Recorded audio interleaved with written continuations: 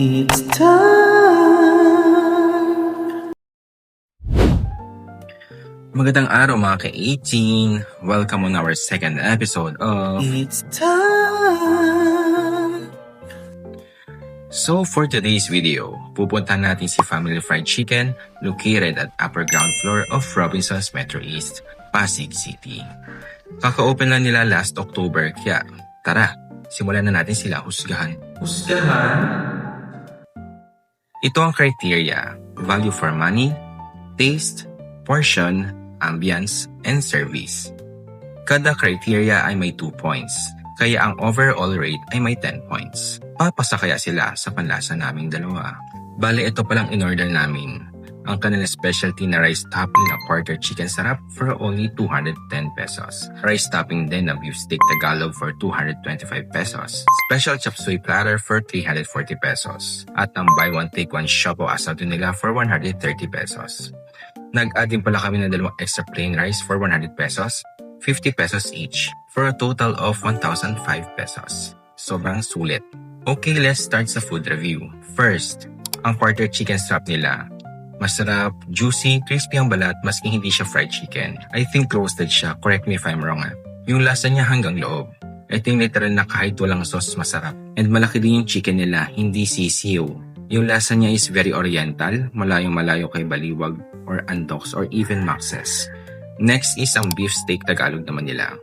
Malaman, wala masyadong taba. It's your regular beef steak Tagalog pero mas malata.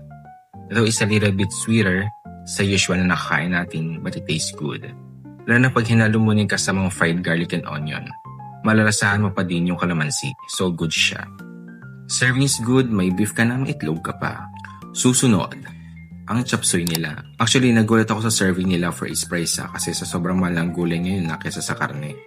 Talagang na-shook talaga ako. Sorry, but magiging bias ako dahil I love gulay. You name it, I can eat it. Alokbati, talbos ng kamote, and more. Taste is good for my liking, pero hindi siya sobrang bland. It's balanced. Madami din siya sahog like mushrooms, chicken, tsaka yung fishball ata. Yun hindi ko na sure talaga, pero nakain ko na siya . But serving is chef's kiss. Up next is yung buy one take one nilang siopaw. May 3 options sila sa siopaw: asado, and bola-bola. And the other one naman is jumbo special siopaw nila for 95 pesos each. Serving is okay for its price, though tinake-out na namin siya at kinabukasan namin nakain dahil nga sobrang busog na namin that time. But goods pa din yung bread niya, hindi maligas-gas and it's kinda soft maski malamig na. Yung laman sa loob tastes good din, but I'm gonna be honest, yung ratio ng bread sa stuffing is ordinary for me. Rice for 50 pesos is good. The fact na ang laki ng cup of rice nila and siksik compare sa ibang restos. So, with that, let's rate Family Fried Chicken. Value for money, 2 points. Taste, 2 points. Portion, 2 points. Ambience, 1.5. And service, 1.5. For a total of 9 points. So if you're around the area, try them and let me know kung parehas ba tayo ng rating. Remember guys, subjective ang panlasa. Nasa sayo pa din yan if you wanted to try it.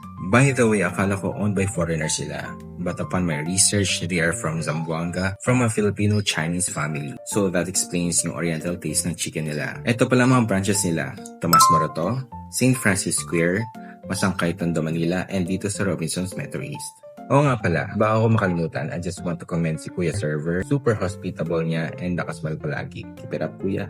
So that's it guys. I hope natuwa or na-enjoy niyo naman tong episode 2 natin. So if you like this content, like and share is appreciated. Again, thank you guys for watching. See you guys again on our next episode of It's time.